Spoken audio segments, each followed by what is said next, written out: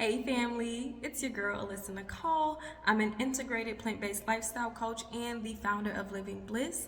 I am starting a new segment today. In this segment, I am going to review research articles to just kind of see if just trying to kind of go through them, maybe have a little discussion about what it's talking about and see what you guys think. So today we are going to be talking about avocados. And if you see me looking down away from the camera, that's just because I'm looking at the research article as I'm doing this, but I do have it posted right here to the side so you can see that. All right, so let's get started. So we're talking about avocado, the association between avocados and diabetes in Mexican adults. So they took these results from the 2012, 2016, and 2018 Mexican National Health and Nutrition Surveys. And this was done back in 2023. So I know what you're thinking. When I first saw this, I was like, really, avocados and Mexicans? How racist. But how I see it is that it makes sense. Avocados are something that Mexican individuals eat a lot. I mean, we love avocados here. I mean, so if something is being eaten a lot amongst the population, I think it is something to consider, something to look into, something to study. So the fact that they eat a lot of avocados and then also they're noticing trends with diabetes, yeah, let's look more into this, because it's not only something that benefits them, but because us all around the world really love avocados as well, this can benefit us too. So let's get into it. So let's start here at the abstract. So this little section here kind of gives a summation about the article. It kind of gives an idea of what you're going to be talking about in a kind of spat out way. So the background here, it says that, basically that avocado has lots of nutrients and that it can contribute to the reducing the risk of metabolic syndrome and diabetes. And there has been a limited amount of studies that examine that association between diabetes and avocado. So they're trying to bridge the gap here. And so it gives you the objective on what they want.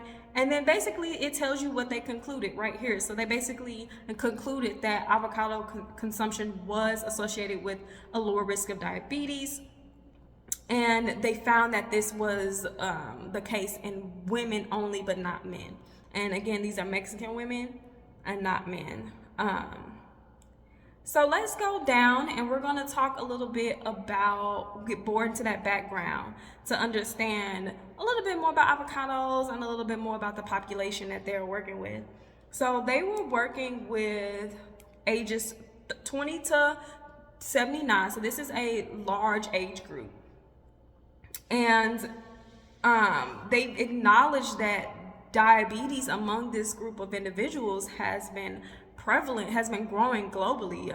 There has been a significant increase. So it went from about a little under 5% to about 10.5% globally of people who are between the ages of 20 to 79 who have diabetes. So we can see in the last 20 years that we are getting sicker.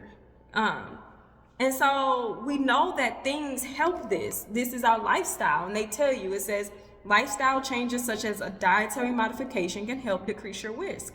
And the research bit says that fruits and vegetables can help mitigate risk of diabetes. And because these foods are abundant in phytochemicals and vitamins, and that those phytochemicals and vitamins decrease insulin resistance, inflammation, oxidative stress, and then also fiber that also helps, because fiber helps to slow down the release of glucose, and that slower release of glucose then gives insulin a chance to kind of take its time coming out versus your blood sugar levels shooting up, and then the insulin have to come in and quickly lower those blood sugar levels. And if you don't know what insulin does in your body, insulin helps to move the glucose from the blood into the cell. And the purpose of that is so that the cell can use the glucose in your blood to produce energy. But this has to be done in a systematic way. You can't overload the system with glucose, or else it's going to be flooded. Insulin's not going to be able to work properly, and eventually you're going to be what they call insulin resistant or diabetic, because insulin simply cannot work the way it needs to work. So also, the American Diabetes Association, they recommend people to eat a dietary pattern rich in unsaturated fats.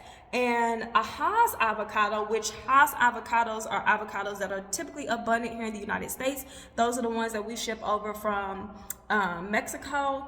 They are a good source of fiber and monounsaturated fat. And they also have a favorable sodium to potassium ratio. So they're not only a good source of fiber and fat, they're also good for your electrolytes. And there also have been associations between avocado consumption and your health. So as you can already see, that avocado consumption and diabetes risk is related. Although the research about it is limited, so they're wanting to bridge that gap a little bit. And women globally have lower instances of diabetes, but it's interesting how Mexican women tend to have a higher prevalence of this condition. So this was a cross-sectional study. Again, they examined those the results from another study to get their results. So I wanted to scroll down and I wanted to take a look at this chart here. So this chart, it actually separates participants by avocado consumer versus non-consumer and by sex. And it also, so you can see that men are in one category, women are another category, and then they separate the men and the women between whether or not they're avocado consumers and non-consumers. And then they give other information about who these people are that farther deepens, relevancy, like social and economic level, education, marital status, where do they live, that can also contribute to their risk of diabetes. Right, and then we're going to scroll down a little bit more. So now we're going to talk about the results. So the results were basically that the results show, so in here they see about 59% were women, and the majority of the population was overweight or obese. It says 60% had abdominal obesity, meaning they were obese in the stomach area, and 45% were avocado consumers. So it says here that avocado consumers had lower odds of diabetes, but this was for women and not men. And they even saw this same thing occur when they got with laboratory measurements. So if they got actually studied and diagnosed with diabetes in a laboratory, they also saw that it was higher in women and men, that those lower odds of diabetes with increasing or higher consumption of avocados was present in women and not men. So let's talk about the discussion. This is one thing about this that is a good thing, is that this is a large sample size. So having a large sample size just allows us to have a greater look at what could be trendy and what cannot be, because having smaller sample sizes, you can't say that this is good for the majority if the sample size isn't big enough. So having a large amount of people can help to legitimate or add validity to the fact that this could be possibly true. So among the women, They said that there was an implication of a relationship wherein avocado consumers exhibited lower odds of diabetes, and they were supported in they support other results, and they reinforce the possibility that avocado consumption may indeed play a protective role against diabetes in women. So that's really cool. And So there were a few limitations to this study that I want to point out is that this is a self-reported avocado consumption, and they say it may overestimate and underestimate actual intake. They asked them how many avocados that they consumed in the past 7 days, which there could be a case where somebody just happened to eat 5 avocados this week when they normally eat one, or people, or whatever the case may be. So those types of things may occur. And then also, because this is the nature of this study, it can't establish causation, only because they're analyzing another set of data. So they're not actually doing the study directly themselves. So this calls for a need to say, hey, we need somebody to do this study on a grand scale to establish causation and to establish whether or not avocados actually do. We have an association. We can see that, hey, these women who are eating more avocados seem to be having lower levels of diabetes. Is it the avocados that are causing it, or is it something else? So now we need a study that further deepens that study to say, maybe it's, is it the avocados? Really dig down into it to establish causation.